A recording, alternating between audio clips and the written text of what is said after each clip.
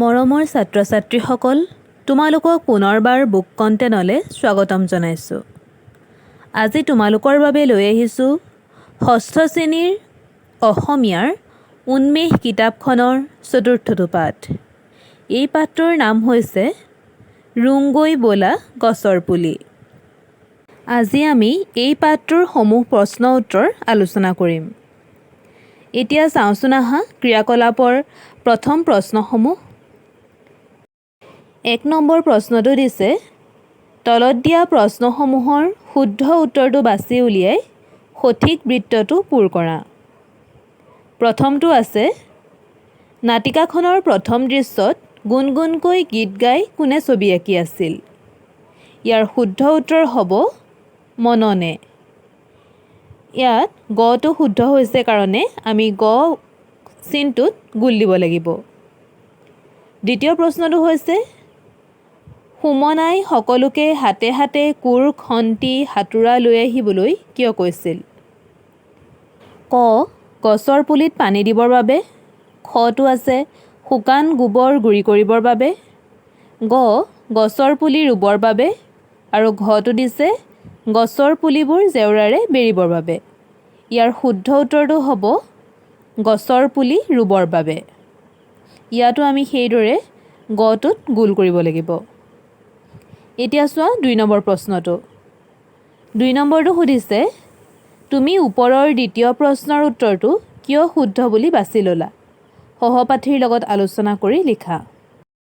এই প্ৰশ্নৰ উত্তৰটো হ'ব, কাৰণ ঋতুপন, সুমনা, মননহঁতে গছপুলি ৰোৱাৰ কথা আলোচনা কৰি আছিল।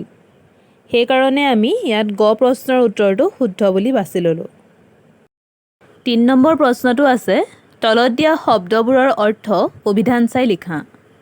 প্ৰথম শব্দটো আছে ফেৰেঙনি। ফেৰেঙনি মানে হৈছে গছৰ দুটা ডালৰ সংযোগস্থল। প্ৰদৰ্শনী। প্ৰদৰ্শনী মানে কোনো বস্তু বা শিল্পকৰ্ম জনসাধাৰণৰ আগত উপস্থাপন কৰা। জোপোহা। জোপোহা শব্দৰ অৰ্থ হৈছে সৰু গছপুলিৰে ভৰা ঠাই। বন মহোৎসৱ মানে হৈছে গছ ৰোৱাৰ উৎসৱ। শীতল শব্দৰ অৰ্থ হৈছে ঠাণ্ডা। আৰু খন্তি শব্দৰ অৰ্থ হৈছে মাটি খান্দিবলৈ ব্যৱহাৰ কৰা সঁজুলি। এতিয়া চোৱা 4 নম্বৰ প্ৰশ্নটো। 4 নম্বৰ প্ৰশ্নটো দিছে, পাঠটোৰ দ্বিতীয় ছবিখনত কাহিনীটোৰ কোনটো অংশ প্ৰকাশ পাইছে আলোচনা কৰি তলত দিয়া বাকচত লিখা। আমি পাঠটোৰ দ্বিতীয় ছবিখনত এটা গছৰ মুহাৰ ছবি দেখিছিলোঁ। গছজোপাৰ কটা অংশৰ পৰা তেজ বৈ অহা যেন ছবিখনত দেখুৱাইছে। আৰু ছবিখনৰ পৰা আমি যে গছ-গছনি কাটিব নালাগে সেই কথাও ছবিখনত ফুটাই তুলিছে। এইদৰে উত্তৰটো লিখিব লাগিব। 5 নম্বৰ আছে, তলত দিয়া প্ৰশ্নকেইটাৰ উত্তৰ লিখা। ক প্ৰশ্ন, মননে ছবিখন কিয় আঁকিছিল? ইয়াৰ উত্তৰ হ'ব বন মহোৎসৱ সপ্তাহৰ প্ৰদৰ্শনীত দিবলৈ। খ প্ৰশ্ন, গছে আমাক কি কি দিয়ে বুলি মননে কৈছে? ইয়াৰ উত্তৰ হ'ব গছে ফুল, ফল, শীতল ছাঁ দিয়ে বুলি মননে কৈছে। গ প্ৰশ্ন, আকাশীয়ে গছৰ মূঢ়াটোৰ গা-গছ আৰু আঠাৰ টোপালত দিয়া ৰঙা ৰংটোৱে কি সূচাইছে? ইয়াৰ উত্তৰ হ'ব ৰঙা ৰংটোৱে গছজোপাৰ পৰা ওলোৱা তেজ আৰু চকুপানীক বুজাইছে। ঘ প্ৰশ্নটো আছে, বন মহোৎসৱ সপ্তাহৰ সামৰণি সভাখন ক'ত অনুষ্ঠিত হ'ব? ইয়াৰ উত্তৰ হ'ব জিলা পুথিভঁৰালত অনুষ্ঠিত হ'ব। ঙ প্ৰশ্নটো আছে, পৱন খুৰাই মননহঁতক কি খুৱাব বুলি কৈছিল? ইয়াৰ উত্তৰ হ'ব পৱন খুৰাই বুট আৰু নাৰিকল খুৱাব বুলি কৈছিল। প্ৰথম চ প্ৰশ্নটো দিছে, যাওঁ আহা সকলোতেই শীৰ্ষক গানটো কোনে গাবলৈ আৰম্ভ কৰিছিল? ইয়াৰ উত্তৰ হ'ব এই গানটো ঋতুপনে গাবলৈ আৰম্ভ কৰিছিল। এতিয়া চোৱা 6 নম্বৰ প্ৰশ্নটো। 6 নম্বৰ দিছে, তলত দিয়া প্ৰশ্নকেইটাৰ উত্তৰ আলোচনা কৰি কোৱা আৰু লিখা। ক প্ৰশ্নটো দিছে, মননে ছবিখনৰ জৰিয়তে কি ভাৱ ফুটাই তুলিব বিচাৰিছে?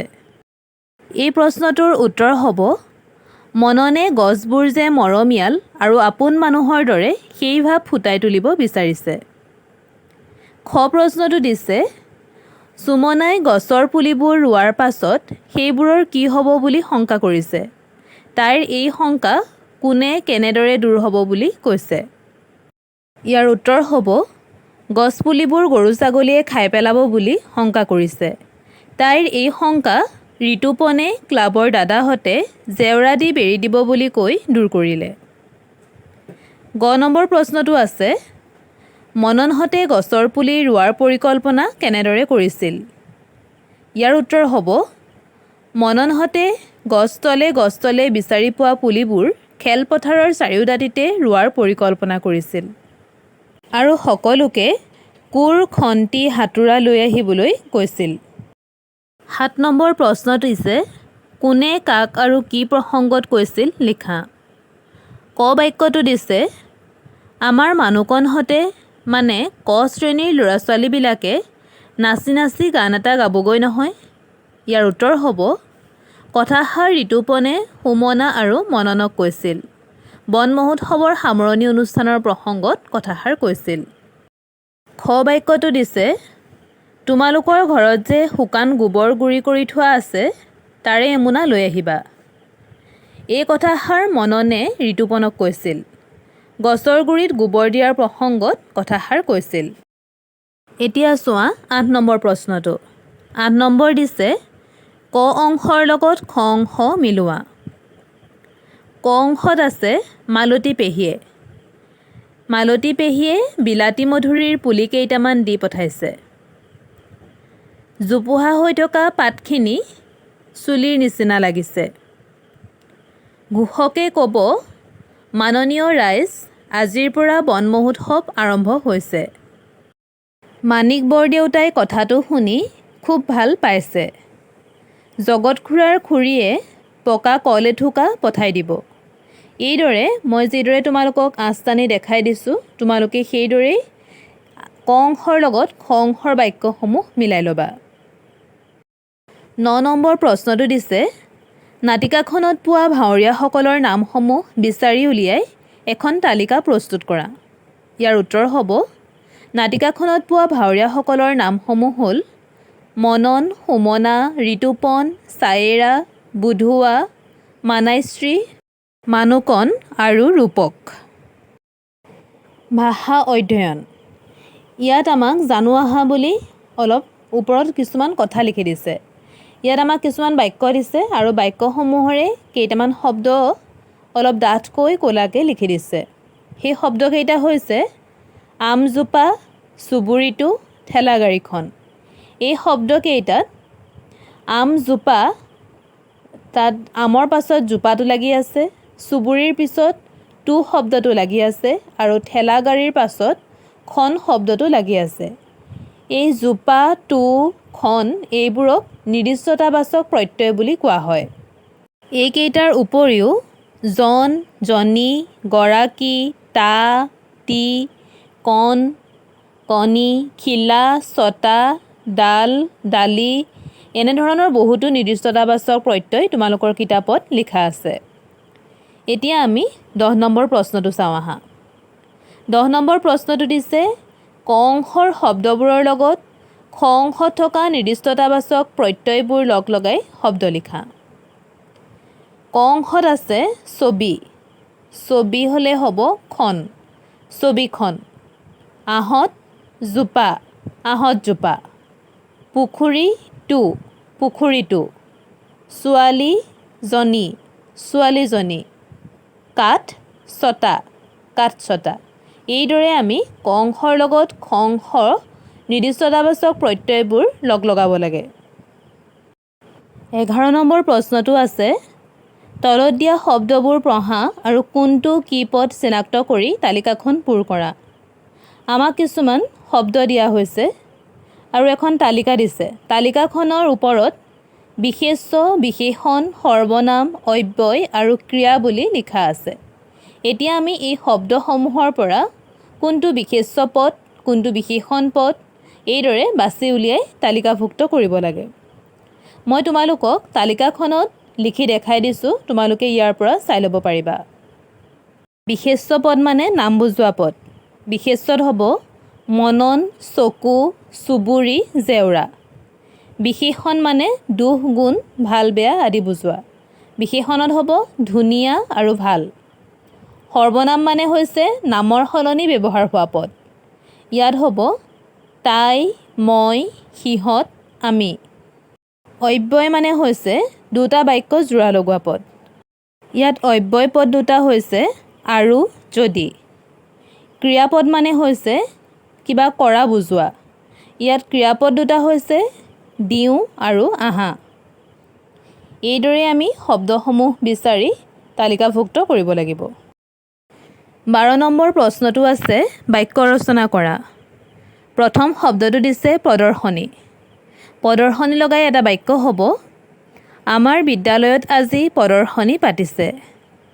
খেলপথাৰ, ল'ৰা ছোৱালীবোৰে খেলপথাৰত খেলি আছে।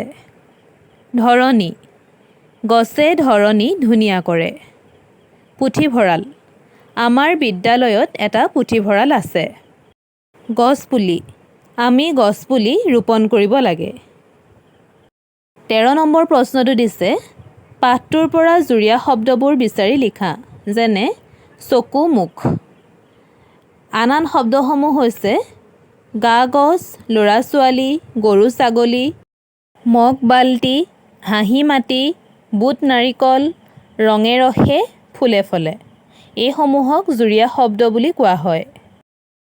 14 নম্বৰ প্ৰশ্নটো দিছে ৰুংগৈ বোলা গছৰ পুলি শীৰ্ষক নাটিকাখনি শ্ৰেণীৰ সকলো ছাত্ৰ ছাত্ৰী লগ হৈ অভিনয় কৰা। তোমালোকে এই নাটিকাখন স্কুলত অভিনয় কৰিব পাৰিবা। এতিয়া চাওঁ 15 নম্বৰ প্ৰশ্নটো। নাটিকাখনত মানুহকণে গোৱা গীতটিত বেঙেনাৰ সলনি বাদাম আৰু আলু শব্দ বহুৱাই গীতটো গাওঁ আহা। বা আ, বা আ, বুট নাৰিকল আৰু পকা কল, কেনে মজা, বেঙেনা ভজা। এই বেঙেনাৰ সলনি বাদাম আৰু আলু বহাবলৈ কৈছে। তেতিয়া হ'ব বুট নাৰিকল আৰু পকা কল, কেনে মজা, বাদাম ভজা। আৰু আনটো হ'ব বুট নাৰিকল আৰু পকা কল, কেনে মজা, আলু ভজা। এই পাঠটোত প্ৰয়োজনীয় প্ৰশ্ন উত্তৰ ইমানখিনি আছিলে। আজিলৈ ইয়াতে সামৰিছোঁ দেই। ধন্যবাদ।